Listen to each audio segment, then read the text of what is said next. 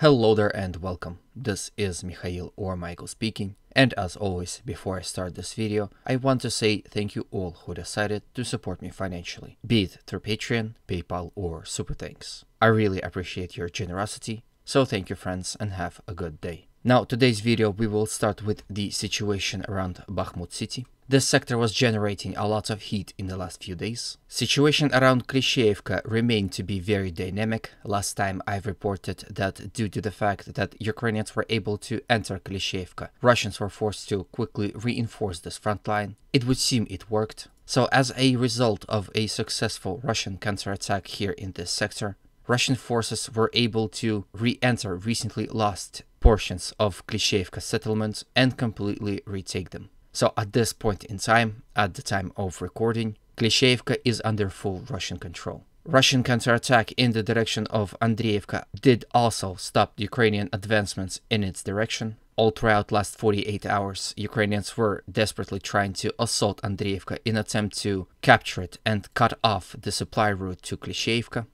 Of course, Ukrainians did not sit idle and saw Russians retake their positions back and try to attack as well. However, as of right now, these attacks were also unsuccessful. In the last 24 hours, Ukrainians launched a successful attack in the direction of settlement of Kurdyumivka and Zelenopilye.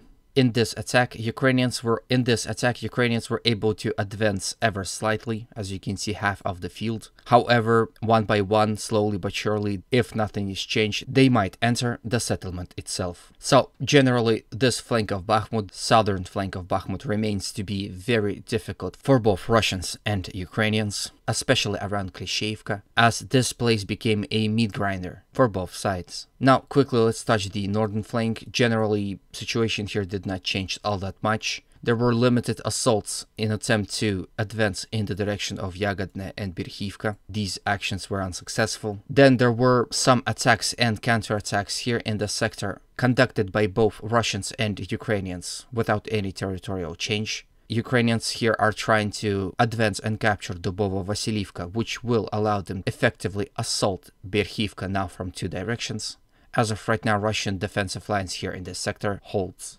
Then from here, let's quickly visit Serebryansky forest area. Here, Russians also were able to advance slightly and capture a portion of a road, about this much. As you can see, a small patch of forests and a road in front of them. Slowly but surely, it is Russians who are on the offensive in this forest. However, it is important to note that fighting here is also hell, especially for those who are assaulting. This, in a way, explains why any movements and any territorial gains in this sector are so little and low in numbers. Then from here, let's move to the Zaporozhian front. To be more precise, let's touch the situation on the Vremevsky tactical bridgehead. There were a lot of developments on this front line as well. As you can see, this map is already updated and there are some territorial changes. It would seem that in the last 48 hours, Ukrainians launched massive assaults all across the front line. At first, they launched several assaults from Livadne in the direction of Priutne, as well as from Novodarivka and Rivnopol. Then, soon after, they started to assault Russian positions within Staromayorsky settlement, as well as in the open fields to the west of the settlement,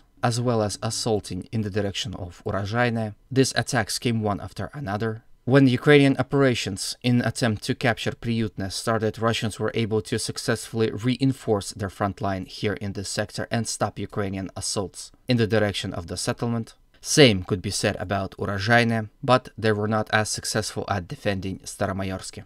After several attempts, Ukrainians penetrated Russian defensive lines and entered the settlement. Here you see a video of Ukrainian forces filming their advance within Staromayorsky settlement. As you can see, the settlement is nearly destroyed. This, in a way, is reported by both pro-Russian and pro-Ukrainian sources due to the intensity of fighting within the settlement. The entire town is now being destroyed. Then from here, let's move to the Orikhiv front line. There were territorial changes here as well. Situation in the Orikhiv front line was somewhat similar to the situation on Vremevsky tactical bridgehead. Ukrainians yet again started an attack here in this sector in the direction of Rabotina. However, this time they didn't only attack here to the east of Rabotina, but also deeper in the direction of Verbove.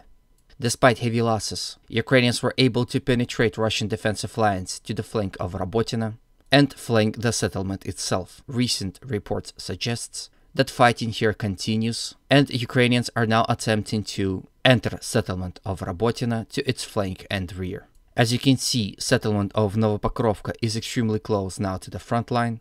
However, the road that leads to the Rabotina settlement is still under Russian control, and Russians can supply their troops within the settlement of Rabotina. Then there is of course assault towards Verbovo. This map change is fairly new. Once again, we see that as soon as Ukrainians are attacking in two separate directions, this gives them results. It would seem that initially Russians thought that Ukrainian attacks will be directed towards Rabotina and directed their reserves in attempt to stop that offensive, as usual, but it doesn't look like they were much prepared for the assault in the direction of Verbovo. This assault seen a record amount of tanks, armored fighting vehicles and infantry used in one battle at the same time. Attacking in mass made Ukrainian columns extremely vulnerable to Russian drones, artillery, and K-52 Alligator assault helicopters. As Ukrainians advanced in attempt to enter the fighting, they were spotted by Russian reconnaissance units, and Russians unleashed everything they have on them. Here is a compilation of several videos of what I'm talking about. This front line here truly became a graveyard for the Bradleys. As you can see, many of them are destroyed or disabled. So to bring my point across, Ukrainians, although advancing and advancing successfully, are doing it at a very, very high price. Again, as this video suggests, they are taking extremely heavy losses. And this is not all videos I could show you, because a lot of videos that I cannot show involve infantry. And for some reason, YouTube really hates when there's infantry present in a footage.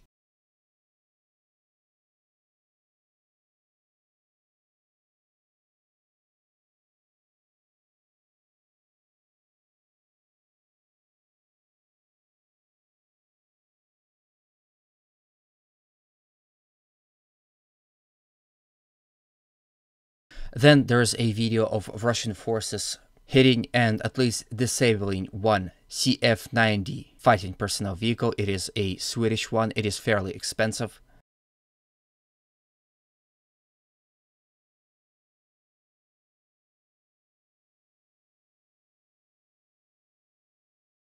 Then there's a video of a captured Ukrainian tank, which I'm sure will be recovered by the Russians. What's interesting is you can see there's a cope cage on it, so maybe this is a previously Russian tank that was captured by the Ukrainians and used by them, and now it is returning back to the Russians, or maybe Ukrainians started using cope cages as well. In any way, this is, I believe, an interesting observation. Then from Zaporozhye, let's move to the Lapkovo-Pyatikhatki settlement. There were developments here as well. In the last video, I reported that Ukrainians decided to stop attacking from Pyatikhatki and Lapkovo in the direction of Zherebyanki altogether. It has been about a month since they tried to do that, and every time they were unsuccessful. This resulted in a change of tactics. A few days ago, Ukrainians started attacking near settlement of Kamyansky up the hill in the direction of Lugove. This is where the previous Russian defensive lines were, and as you can see, Ukrainians were able to penetrate deep into these defensive lines, enter the tactical heights that Russians were defending, and now they are threatening Russian positions within the settlement of Zherebyanki, Lugove, and this portion of Kamyansky. As you can see, this recent development of the Ukrainians is most dangerous for the Russians on this front. Now, I have no reports if Russians are counter-attacking in this sector. News about these advancements came recently. So this is the end of the video. I hope you liked it. If you did, please consider supporting it with a like, comment, and a subscription. As you know, these actions not only motivate me to work harder, but also helps spread the message. As always, humanity calls me to condemn all violence against human beings. Have a good day, and always remember, Russia will be free and great.